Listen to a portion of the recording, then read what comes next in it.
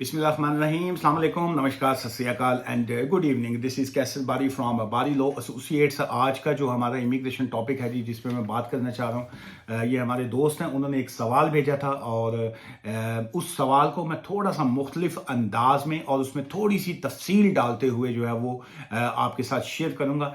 पहला पॉइंट है जी कि स्पाउस वीज़ा जो है उसकी रिक्वायरमेंट क्या है। देखिए, अगर आप यूके में जो है वो स्पाउस का वीज़ा अप्लाई करते हैं तो उसमें अगर तो आप इनसाइड द यूके हैं या आप आउटसाइड द यूके हैं। अब इसमें दो कैटेगरीज आ जाती हैं। पहले हम बात कर लेते हैं, अगर आप आउटसाइड द यूके हैं, अगर आप यूके से बाहर हैं और आप यूके में जो ब्रिटिश पासपोर्ट होल्डर है या जिनके पास ILR है, इंडेफिनिट लीव टू रिमेन, या जिनके पास सेटलमेंट है, उनके साथ शादी कर रही हैं या कर रहे हैं, तो उसके लिए जो है आपको वहां से अपने बैक होम कंट्री से इंग्लिश का लैंग्वेज सर्टिफिकेट पास करना आपके लिए, जिसको A1 कहा जाता है, वो कंपलसरी है जी, वो मस्ट है। उसके बाद जो सेकंड पॉइंट आ जाता है, अगर आप किसी थर्ड वर्ल्ड कंट्री से हैं तो फिर आपको TB टेस्ट जो है वो करवाना आपके लिए लाजमी है जी।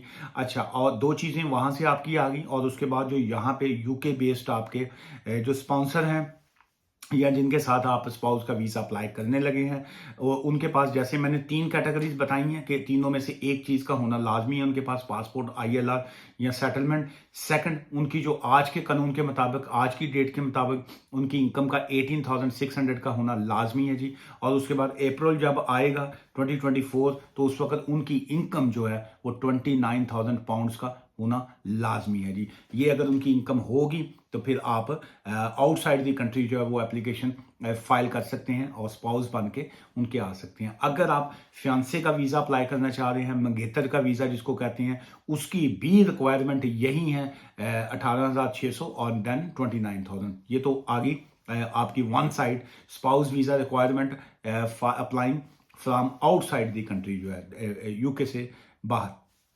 अब आ गया इसी सवाल का दूसरा पार्ट कि अगर आप यूके में स्टूडेंट हैं तो क्या आप स्पाउस वीज़ा अप्लाई कर सकते हैं और उसकी रिक्वायरमेंट क्या आएगी। देखिए, उसमें यह है कि अगर आप यूके में स्टूडेंट वीज़ा पे हैं, आपका स्टूडेंट का वीज़ा जो है, नंबर वन, वो वैलिड होना चाहिए, उसकी वैलिडिटी ख़त्म नहीं होनी चाहिए। वो वैलिड अगर होगा, और ड्यूरिंग वैलिड वीज़ा आपने अपनी मैरिज को रजिस्टर्ड पहले करना है। जो ही आपकी मैरिज जो है लोकल काउंसिल में रजिस्टर्ड हो जाती है, तो आफ्टर रजिस्ट्रेशन जो है फिर आप उसमें जो पहले आपने नोटिस ऑफ मैरिज देना होता है, फिर उसके बाद वो काउंसिल वाले जो होम ऑफिस की इन्वेस्टिगेशन टीम है उससे कंप्लाइंस करवाती है, इन्वेस्टिगेट करते हैं, चेक करना ये चाह रहे होते हैं कि ये क्या शैम मैरिज तो नहीं है, फ्रॉड का ब्याह तो नहीं है, धोखे के साथ तो नहीं मैरिज हो रही, फैमिली वालों ने या किसी बंदे ने या आपने या आपकी दूसरी पार्टी ने कोई पैसे वैसे कोई पाउंडू लेके तो आपके साथ जो है वो शादी नहीं करने लगे हैं। चूंकि ये भी एक धंधा है, गोरख धंधा है, और ये गोरख धंधा तो नहीं मैं कहूँगा, बल्कि मैं कहूँगा घिनौना धंधा है ये भी, और उसमें बहुत से लोग जो हैं वो एजेंट्स या इस तरह के लोग शामिल होते हैं। सो इस ये नंबर एक तो ये सारे क्रिमिनल ऑफेंस हैं। ये एक क्राइम, गुनाह तो है ही है, वो तो आप अपने रिलीजियस के हिसाब से आप उसको फेस करेंगे, लेकिन ये क्रिमिनल ऑफेंस भी हैं। Buying and selling visa criminal offence है। ये जो ये मैरिजेस करवाते हैं कई लोग, लो जी ऐसी कुड़ी लभ ली है, यूरोपियन कुड़ी लभ ली है, तो अब तेरी उससे शादी करवा देंगे, तेरा वीज़ा पक्का हो जाएगा। इसको इंग्लिश में कहेंगे तो बड़ा अच्छा वर्ड लगेगा, ब्रोकर जो है ना, ये कई लोग ब्रोकरी करते हैं, ब्रोकर है।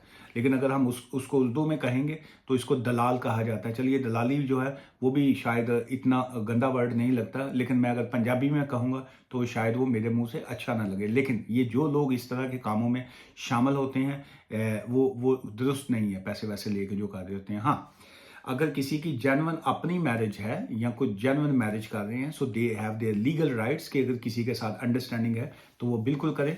लेकिन ये जो लोग बीच में कई लोग जो हैं वो पैसे लेके कुड़ियाँ पेश करा के फिर उसके बाद उनकी मैरिजेस करवा के बीच में पैसे खाते हैं, फिर उनकी वीज़ा एप्लीकेशंस करते हैं, ये बाकी जो है इस क्रिमिनल ऑफेंस जो है। सो ऐसे लोगों से भी आपको बचना चाहिए। और आप क्या बचेंगे, कई लोग तो खुद शामिल होते हैं जी, चाह रहे होते हैं कि जी कि इस तरह के लोग मिलें। अक्सर लोग मुझे मैसेज कर देते हैं कि जी आप किसी को जानते हैं। मैं कहता हूँ जी मैं तो अगर किसी को जानता हूँ ना, तो मैं तो दुआ करता हूँ कि जी मैं किसी फरिश्ते को जानता हूँ, ऊपर वाले को, ऊपर से फरिश्ता कोई आया तो मैं उसको जानता हूँ, और मैं उससे कहूँ जी मैं दुआ करना कि जी ऐसे लोगों को और ऐसे करने वालों को जो है आप दोनों जो है जहन्नम में फेंकिए। सो लीगल रास्ता देखने में मुश्किल लगता है, लेकिन अल्टीमेट वो आसान होता है जी। अच्छा चलिए,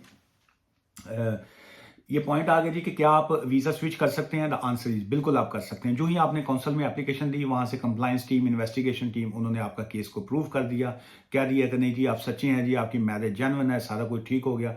उसके बाद जो है फिर आप मैरिज को उनके साथ जो है वो आप जब करेंगे, अगर आपने 5 इयर्स का रूट लेना है, अगर आप चाहते हैं कि आपका स्पाउस वीज़ा आपको मिले और आप आफ्टर 5 इयर्स जो है वो आप ILR ले सकें, इंडेफिनिट लीव टू रिमेन ले सकें, तो फिर उसके लिए ये है, आपका वैलिड वीज़ा था। सेकंड, आपकी मैरिज रजिस्टर्ड होगी। थर्ड, वो आप उसका जो पार्टनर है उनकी जो इनकम है करंट आज के ज़माने में 18,600 18,600 का होना लाजमी है, जो अप्रैल में 29,000 की हो जाएगी। तो फिर आप 5 इयर्स रूट पे रहती हैं। क्या आप जो है स्किल्ड वर्कर वीज़ा पे हैं या केयर होम के वीज़ा पे हैं, तो तब भी आप स्पाउस वीज़ा पे ब्याह करके शिफ्टिंग कर सकते हैं, स्विचिंग कर सकते हैं। फिर भी आंसर यही है कि यस, आप जो है वो स्विच कर सकते हैं। पहले आप वीज़ा स्विच कर जाइए, उसके बाद आप अपना पहले वाला वीज़ा जो है वो उसको छोड़ देंगे। लेकिन इस ऑल डिपेंड्स कि आप की जो कंपनी है जिनसे आपने कॉस लिया था, उनके साथ आपकी क्या टर्म एंड कंडीशन है। क्या वो उनको ब्याह के हवाले से, मैरिज के हवाले से तो कोई इश्यूज नहीं है, और ऑब्वियसली बाकी जो उनके एम्प्लॉयमेंट के इश्यूज हैं वो आपके और उनका ताल्लुक है। लेकिन द आंसर इज आप स्किल्ड वर्कर वीज़ा पे हैं, केयर होम के वीज़ा पे हैं, तो बिल्कुल आप स्विचिंग कर सकते हैं। स्टूडेंट वीज़ा पे हैं तो तब भी आप स्विचिंग कर सकते हैं। दोनों कंडीशन में वैलिड वीज़े का होना जो है वो लाजमी है जी। अच्छा, अब इसमें ये आ गया कि क्या वो हमें 5 पे नहीं और 10 साल के रूट पे डाल सकते हैं। The answer is yes. अगर आपकी इनकम जो है, आपके पार्टनर की इनकम की बात हो रही है, चूंकि वो आपके स्पॉन्सर हैं, वो उनकी बेस के ऊपर आप वीज़ा ले रहे हैं, उनकी इनकम का अगर 18,600 नहीं है तो फिर वो आपको एप्लीकेशन रिफ्यूज़ल के चांसेस तो है ही हैं। लेकिन इसके साथ साथ जो है वो, अगर आपकी एप्लीकेशन एक्सेप्ट हो जाती है, सो देन जो है वो आपको 10 इयर्स के रूट के ऊपर जो है 10 साल के वीज़ा रूट पे वो डाल सकते हैं जी। डाल सकते हैं जी, लाजमी डालेंगे। अच्छा, अब उसमें एक और इसमें पॉइंट एक आ जाता है जी कि क्या अगर जो मैं लेट्स से अगर मैं इस वक्त स्टूडेंट वीज़ा पे हूँ, तो क्या मैं किसी और दूसरे जो केयर होम वाला शख्स है, मैं उसके साथ जो है मैरिज मैं करता हूँ, तो क्या मैं उसके डिपेंडेंट जो है वो मैं आ सकता हूँ कि नहीं आ सकता हूँ। देखिए, चूंकि ये मैरिज का वीज़ा है, इसमें जो मोस्ट रिस्ट्रिक्शंस आई हैं या जो बाकी चीज़ें आई हैं, जो 17 जुलाई को आया है, वो आया है केयर होम के वीज़ा के ऊपर। केयर होम के इस पे जो COS लेके केयर होम या skilled worker visa, work visa के ऊपर स्विचिंग जो है वो पाबंदियां लगी हैं कि जी until the completion of your course जो है आप स्विच नहीं कर सकते हैं। लेकिन बाकी वीज़ाज पे सो फार जो है उन्होंने कोई रिस्ट्रिक्शन नहीं इस तरीके से लगाई कि आप नहीं कर सकते हैं। लेकिन उसमें जो मोस्ट इंपॉर्टेंट पॉइंट है वो यही है कि आपका और आपके अगर आप किसी और शख्स के साथ के वीज़े वाले के साथ अगर आप शादी कर रहे हैं, तो उनका वीज़े का वैलिड होना जो है वो लाजमी है। और आज की इस वीडियो को क्लोज करने से पहले आपको 3-4 में पॉइंट्स जो है वो देता जाऊं। नंबर 1, अगर आप केयर होम के इस वक्त वीज़ा पे हैं, तो उसकी मार्च के बाद आप अपने डिपेंडेंट्स को नहीं ला सकते हैं। So as soon as possible अगर आप अपनी वाइफ को, अपने हस्बैंड को, अपने अंडर एज बच्चे जो 18 साल से कम उम्र के हैं, अंडर 18 के हैं, जितनी जल्दी हो उनकी एप्लीकेशन जो है वो मार्च से पहले पहले आप फाइल कीजिए। और वो चाहे उस केस का फैसला 6 महीने बाद आए, साल बाद आए, 6 मंथ बाद आए, 4 मंथ्स बाद आए, डजंट मेक एनी डिफरेंस, उससे आपको कोई फर्क नहीं पड़ेगा। आपकी एप्लीकेशन जो है वो मार्च से पहले पहले आप फाइल कर दीजिए ताकि आप फ्री हो जाए। ये एक तो बात आ गई। सेकंड, अगर आप जो है अपना स्पाउस को आप शादी करके पाकिस्तान, इंडिया कहीं से भी वहां से इधर लाना चाहते हैं, या आप यूके के अंदर से ही शादी करना चाहते हैं, तो दोनों कंडीशन में आप अप्रैल से पहले पहले 18,600 शो कीजिए और एज सुन एज पॉसिबल जो है वो शादी कर लीजिए, स्पाउस वीज़ा अप्लाई कर लीजिए। अदरवाइज जो है कानून में आगे आपको पता ही है, वो थ्रेशोल्ड जो है वो बहुत ज़्यादा बढ़ रहे हैं। आज तो 18,600 करना मुश्किल है, तो आप बाद में वो 29,000 कहाँ से करेंगे।